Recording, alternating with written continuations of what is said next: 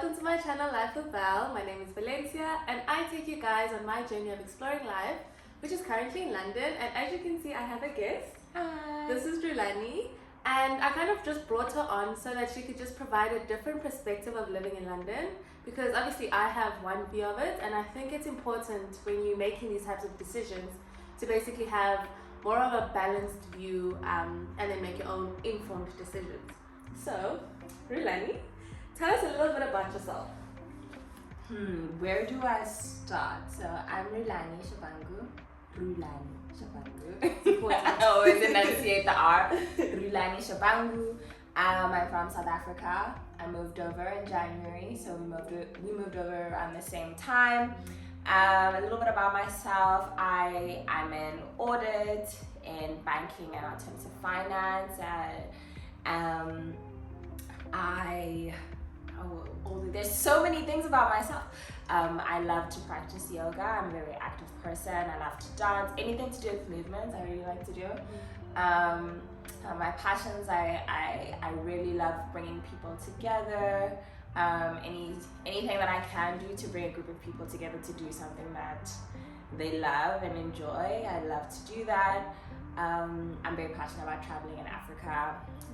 Part of the reason why I moved to London was to be able to travel with more ease, and in my time here I've learned a lot that I'm very passionate about traveling back at home, which is ironic. So there's so many different facets. So it's like I don't know how to answer that question, but yeah, I'm Rhulani. I'm an assistant manager in banking, and I'm multifaceted. There you go. No, that's quite interesting, and you already touched on why it is that you moved to London. But do you maybe want to expand on that more? Because you mentioned traveling. Was there any other aspects to that? Yeah. So the reason I moved to London and why I love living in London now has evolved so much. So I wanted to move. I'm also very passionate about art. So I wanted to move to a city that had a rich and very mature cultural, artistic expression and type of environment. I don't even know if that makes sense. But so I wanted to move somewhere where there was a highly developed contemporary art scene. And I also wanted to move somewhere that made sense for my career. So London is a financial services hub, so that made sense. And I wanted to be in good proximity of places I wanted to travel to. So those were three very good tick marks. And I also knew that it was a place where I wouldn't struggle so much with settling, because culturally not very different from South Africa in terms of language. So navigating, settling in, I knew would be slightly easier. But that's probably a more tertiary, the last probable reason. But the most primary being art, financial services, travel. All the reasons that you mentioned are quite similar to some of the ones that I also had in terms of moving. Travel, trying to really grow your career in financial services as well. Yeah. Which I think is quite nice. I think that's also why we get on as well as we do. And I think I just want to touch on what do you like about living in London? What makes you love the city that is London? Because I don't know, it's so big. Yeah. And there's a lot to it. Yeah. So yeah, what is it for you? First of all, I'd like to say, I think I said very early in my moving to London, I think London is my favorite city in the world. I've not traveled very far, but I already knew very early on that I was this is my favorite city in the world. Yeah. I would take these really long walks in the most amazing parks. London has the most amazing parks, and I'd be I love this. And it's ironic because London's a big city. You think concrete jungle, but they've been very intentional about making sure that you're never within long distance of a beautiful park. I was able to, in deciding where I live, I was able to make sure that I was within good proximity of outdoor spaces, because that's very important to me. So one of the things that I love about London is that it's allowed me to live a lifestyle that feels very aligned to me, which means that I can go out and experience nature, I can take long walks, and also it's a place where I can pursue so many of my interests. I love dancing. You know, we've been to dance classes a few times, which Shout out to Takis for that. yeah, it's really cool. And you're just never too far from exploring something that you really care about. So I've been able to get closer to a lot more of my interests and meet more people who have more aligned interests. Like I'm very interested in, you know, developing my own business and, you know, finding a travel company, and I've been really enabled to meet other people with similar interests, and it's like that's just all there. So those are just some of the things, but if I could touch on probably a few more things, because I love a lot of things.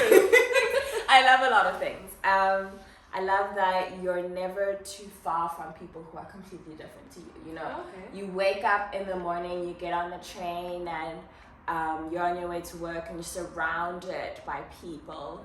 Well, first of all, they're going to be very close to you because you know how it'd be on the train.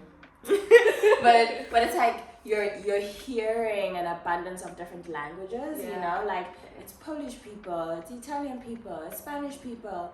I was very lucky to live with an Italian woman within my first 6 months of living here, and I learned so much about Italian culture, and like I would have never had that back at home. And that just says it's illustrative of how close you are to so many people who are very different to you, and so I love that. And I've had really great opportunities at work, so I feel like I'm in a really good space. I could go on and on and on. I'm starting to hit a blank. Those are probably only a few of the reasons. And I also like the person I've become. Yeah, I've learned and grown a lot from the experience and the discomfort that you have when you live in a city that's not your home. That relationship that you have to build with yourself and others, you know, having to be a better person in your friendships and in your relationships because you're depending on the people who are around you because you're so far from home. That has been a really enriching experience for me, because you go through so many challenges and you realize so much about yourself. So I love the person who I get to be and the little home that I've built for myself in London. I love my home also. I love where I live. I love where I live. I love charity shops. So I'm not great at, I always say I don't like shopping. But then ironically, like, put me near a street with a bunch of charity shops and I will shop. Like, I will shop. Yeah. And we have lots of those. And there's also just that general spirit here where it's like, yeah, you know, you wear clothes for a bit or you have certain things for a bit, and then when they don't serve you anymore, you give them to other people and other people want to use them. And you donate them to a charity shop or you put them outside your porch and other people find use in them and they use them in their own homes. And I like that there's that thing as opposed to turning our nose up at like used things. Like, it's functional, you know? I think that's something it makes sense to me, and it feels good that you get to do something that's sustainable for the environment. I'm going on, there's so many different things, but yeah, I love it. I do want to ask though, because you mentioned that, you know, there's a lot of challenges and you really depend on the people around you. Yeah. So how has it been though, being away from the family that you have back home, and trying to navigate challenges away from home? Because that, for me, that's kind of a big thing for me. It's been very hard trying to, you know, create this life, missing out on things that are happening at home, not having that familiarity. So I don't know if it's how have you dealt with it, or what's your experience been with that? It's been challenging. Like, the challenging moments are really difficult. I find that at home you can have challenging moments, but you have more of a landing pad because you have that familiarity, you have people around you who love you. Whereas when you're abroad and you're living in a country where you don't have that nearby, you're really confronted with how you deal with challenges, and you're very confronted with how do I figure this out, and how do I actively seek people to support me, because you're so far, you're building new friendships, you're building a new life, so it forces you to be intentional about dealing with the challenge. So having the breakdown and having to succumb to the breakdown and having to succumb to oh, I need to call a therapist, or having to succumb to, I need to call a friend and I need to get a hug right now. So it's deeply confrontational in that sense. And that's been really difficult. Like that's been hard for me. But it's forced me to get the basics right. Like I think it's forced me to really be okay with, if I'm not okay, I need to take a walk. Like I need that. Yeah. If I don't start my day with the right routines and make room for myself, I'm probably going to struggle with being more resilient in facing my challenges. I need to know when to call you. I need to know when to call the people who are part of my support system. Because I can't do it alone, you know? So it's really forced me to get, like, drink water, Rhulani. You haven't drank water and you're overwhelmed right now. So it's forced me to really pour into doing the basic things that we know we should do, but we sometimes don't do because we have so many other comforts when we're back at home. I guess that kind of ties into how this experience really just forces you to grow and really learn about yourself and deal with handling those situations in the best way possible. And I think maybe sometimes being at home when you're not uncomfortable, when you have the familiarities, sometimes you don't have to deal with it. Yeah, you don't. Or it's like sometimes your mom helps you figure out your problems. That's crazy. You know, but sometimes it's like,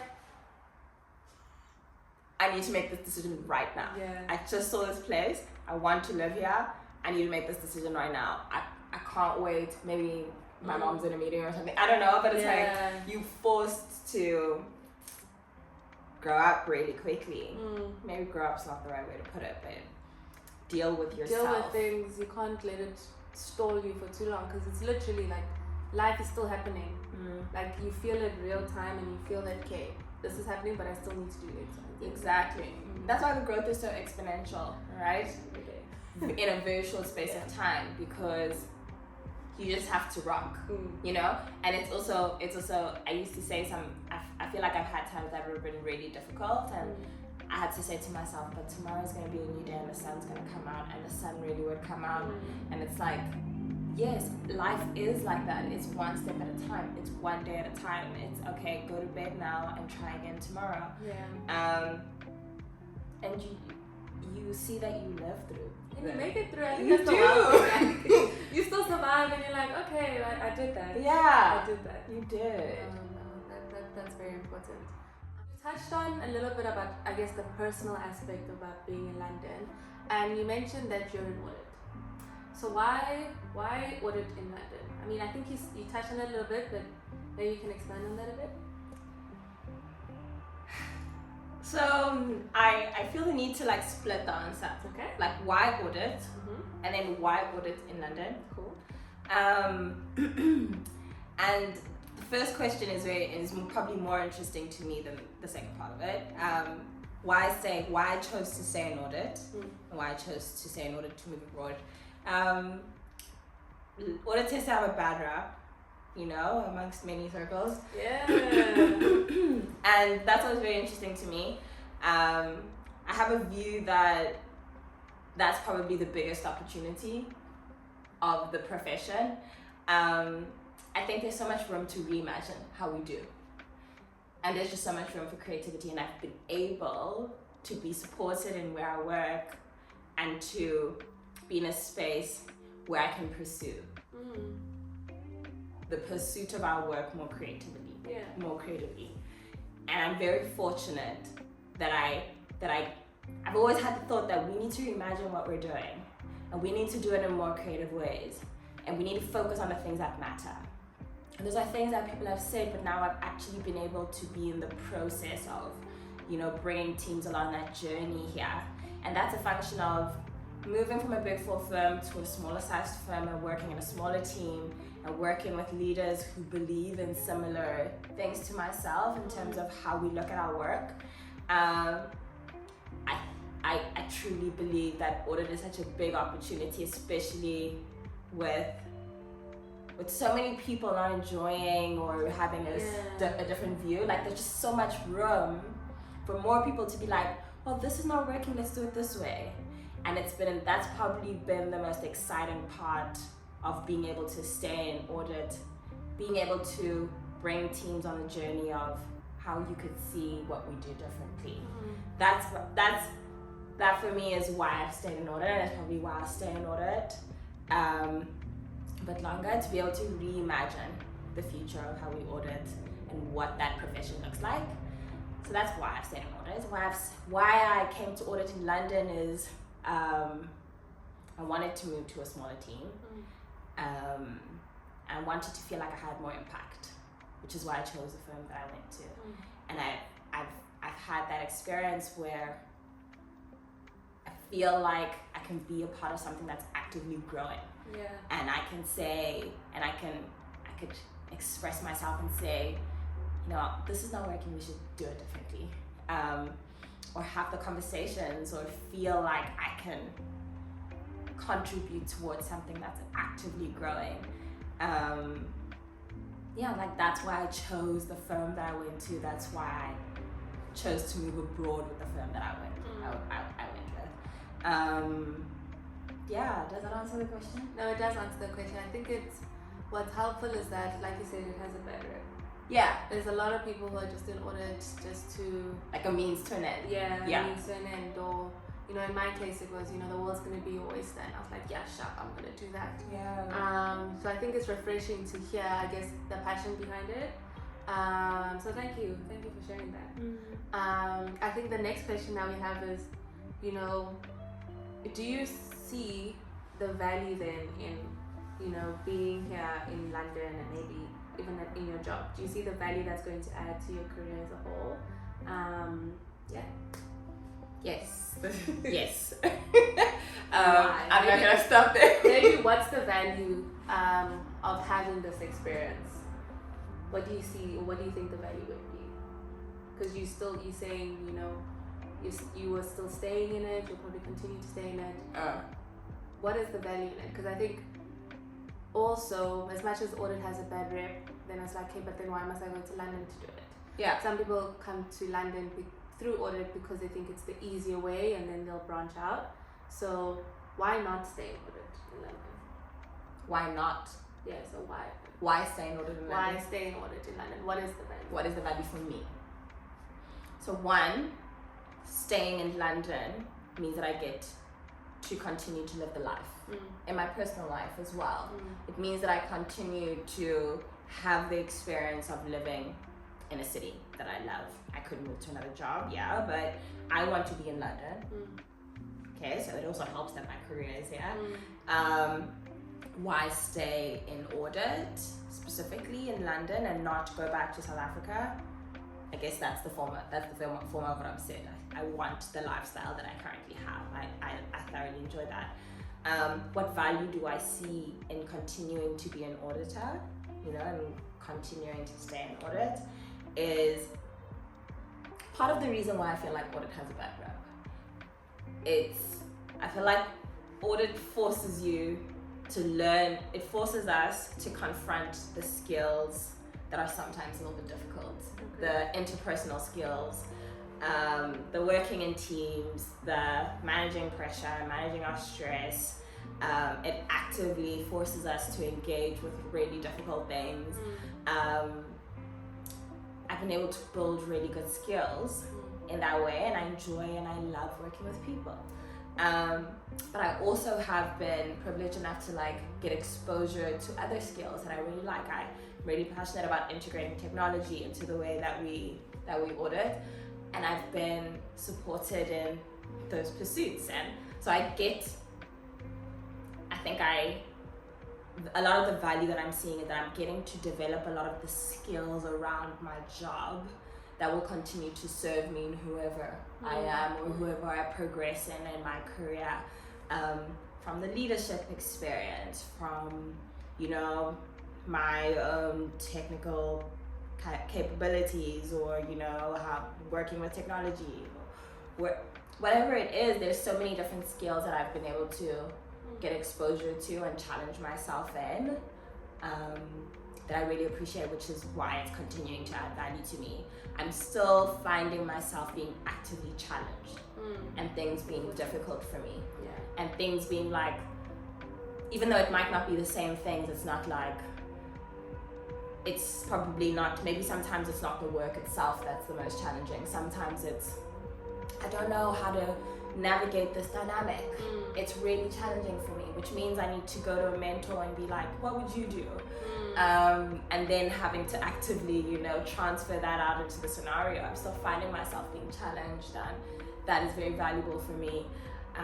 I've always wanted to grow to be the best version of myself that I possibly can be, as I'm sure many people do. And the space that I'm in is allowing me to continuously do that. And that's good. I want to be in a space that challenges me, and I want to be challenged to grow, and I want to work hard at, you know, continuing to grow myself. And that's the space that I'm in.